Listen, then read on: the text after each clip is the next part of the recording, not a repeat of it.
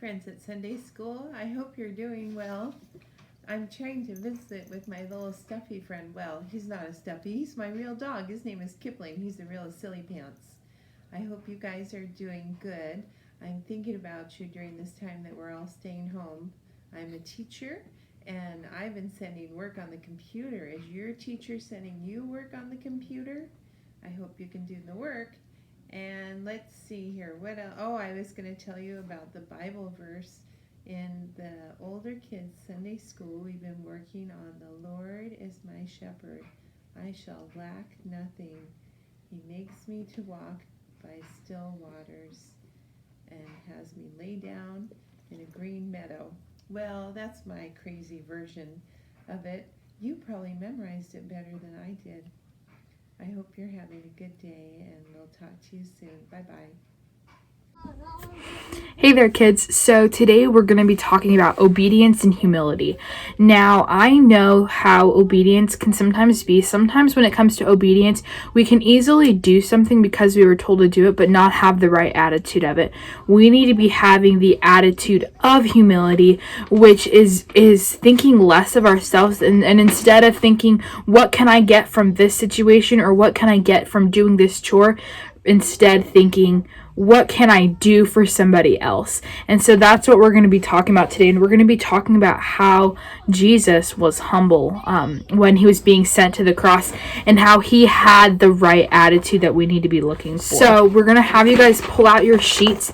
Now there is a front page that I would like you guys to read through on your own and think about the questions that it asks at the end. There's a couple little scenarios where you're having to choose to be humble, and so there's a question at the end of each one that I'd like you guys to try and take some time to answer it for yourselves, and then as well as the back, which I would do the back at the very end of the video.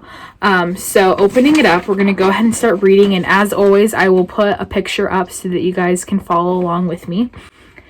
So it says, it was late at night, the Last Supper was over. Judas, who made a deal with the chief's priests to betray Jesus, left the others. Jesus and the 11 disciples walked outside the walls of Jerusalem to the Mount of Olives.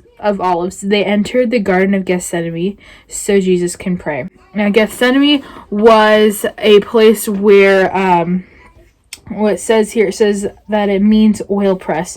This garden was an area where olives were going to be crushed. So they went to this garden where they would press olives and crush the oil out of olives to make olive oil.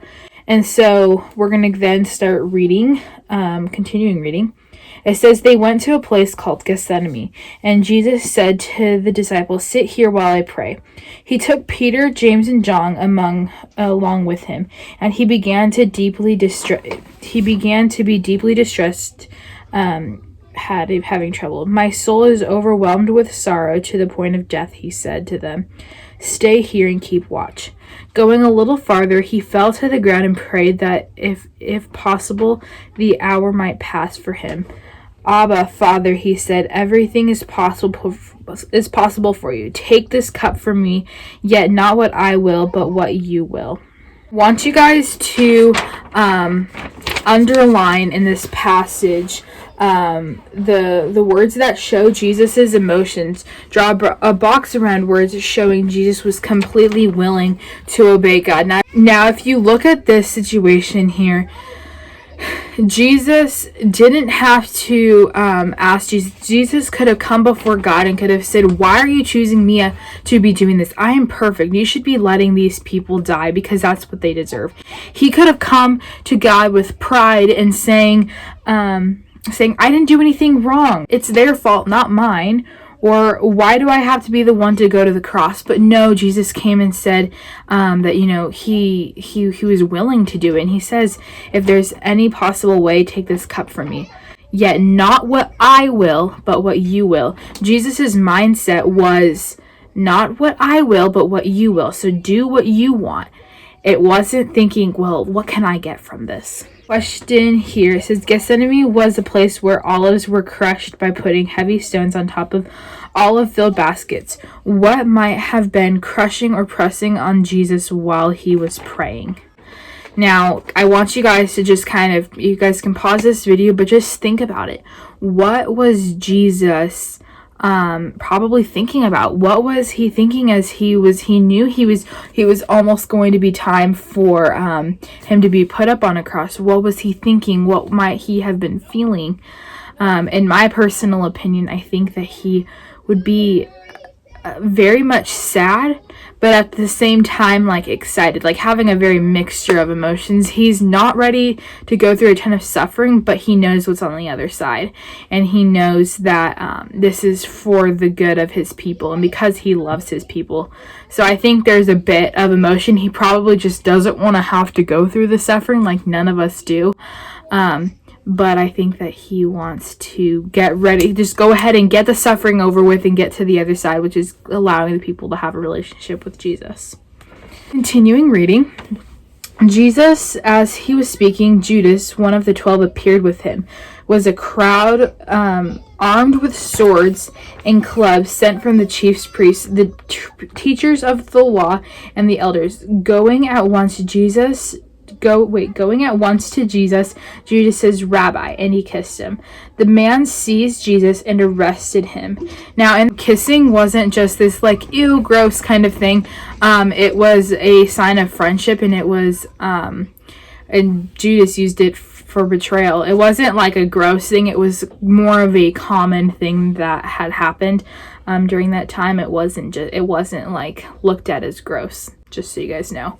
So then it says, Jesus, as God's son, had the power to break free from all soldiers. How did he show humility and obedience to God during the arrest?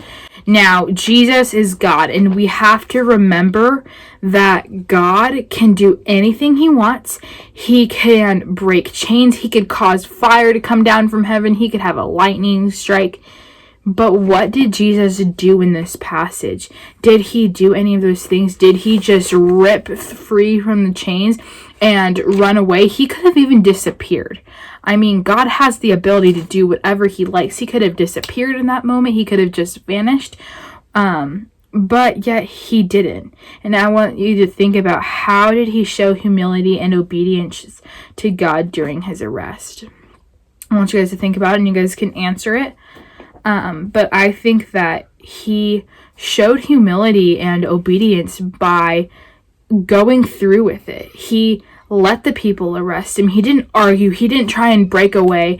He didn't do anything to try and get away from it. He went through with it and went through with the arrest.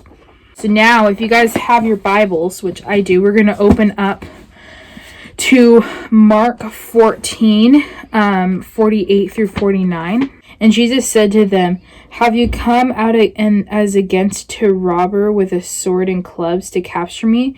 Day after day I was with you in the temple teaching, and you did not seize me, but let the scriptures be fulfilled." And they all left him. So then we're going to go to Zechariah. Now, I really want to point out here that Mark is in the New Testament. So this is when Jesus was already here. Jesus spoke this. Now, Zechariah is in the Old Testament, which is before Jesus had even existed. Zechariah, verse 7, it says, "Awake, O sword, against my shepherd, against the man who stands next to me, declares the Lord of hosts. Strike the shepherd, and the sheep will be scattered. I will turn my hand against the little ones." It says, what does Jesus mean about the scriptures being fulfilled? Who is the shepherd referring to? They use a lot of different weird analogies, but in this context, Jesus is the shepherd. Jesus is the good shepherd, and the sheep are the rest of us, is all of his people. So a shepherd usually looks after his sheep. So in this case, Jesus is the shepherd, and we are the sheep. So it says Jesus had a trial during the middle of the night in front of the chief priest and the centurion. They wanted evidence to put Jesus to death, but the witnesses couldn't agree. Finally, the high priest asked Jesus a question. Again, the high priest asked him, "Are you the Messiah, the Son of the Blessed One?" "I am," said Jesus, "and you will see the Son of Man sitting at the right hand of the Mighty One, and coming on the clouds of heaven." The high priest tore his clothes. "Why do we need any more witnesses?" he asked. "You have heard the blasphemy. What do you think?" They all condemned him as worthy of death. The question says, why was Jesus not blaspheming by what he said? Jesus was God's son. So in this time, the priests and elders and all of these people were thinking that Jesus is claiming to be God. Like if you had somebody walk into your school and they were claiming to be God, you probably would think that they were crazy. And in this time, they were probably thinking the exact same thing. Is like, this guy's crazy to be saying this. And they didn't fully understand that he was God. And then it continues and goes on to saying, the Jewish leaders took Jesus to the Roman ruler of the area, Pilate. They needed Pilate to be in charge of putting Jesus to death, but Pilate couldn't find Jesus guilty of any crimes against Rome. At Passover, Pilate would set a prisoner free. The crowd asked Pilate to set a murderer named Barabbas free. Jesus was condemned to a death deserved for the worst of criminals, a death on a cross. So in this time, it was a big deal when people were being put to death and where people were being nailed to a cross. Like, it's not something that just happens every day. Like, they have like an actual criminal who has actually done something wrong, and it was like a really big deal in that time because he is God and he hasn't done anything wrong. So it was really crazy, I think. So the question here then asks, how did Jesus show humility and obedience in front of Pilate? Now, we have to remember, like I said earlier, Jesus is God. And so Jesus could have proved his point to Pilate and could have given so many different ways to prove his point. But he simply just went along with it and just agreed to God's plan and letting God's plan be fulfilled instead of trying to argue against it, which he definitely could have done. He could have argued against his plan so that he could save his life, really. On to saying, the soldiers led Jesus away into the palace. They put a purple robe on him, then twisted together a crown of thorns and set it on him. And they all began to call out to him, "Hail, King of the Jews." The question that follows says, the soldiers mocked Jesus when they called him King of the Jews. How is Jesus really king? As the Son of God, Jesus is a king. He is the King of Kings, Lord of Lords, yet full of humility and obedience to obey God's plan to save us. The last question for you guys is, why did Jesus, the Son of God, become humble and obedient to God's will? Jesus loved everybody. He loved the world. He wanted to have a relationship with the world. He wanted to live and spend eternity with us. And the only way for him to be able to do that was through his son. He wasn't ready for the suffering. He wasn't excited about having to suffer.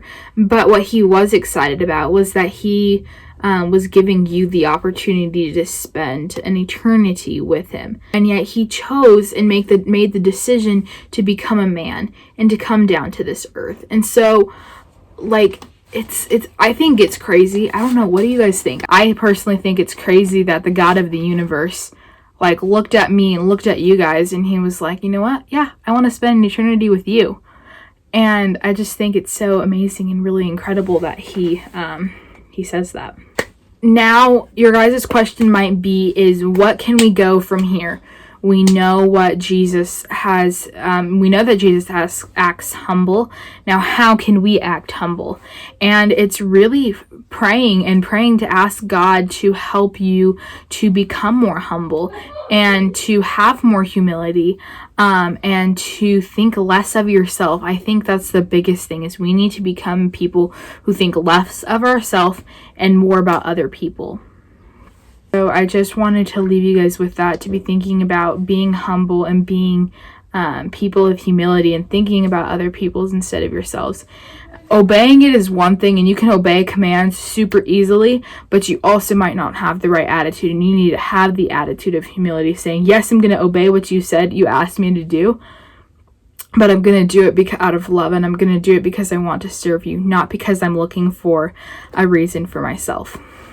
So I hope that you guys enjoyed this video. That being said, I hope that you guys have a great week, and I'll see you guys next week. Bye, kids.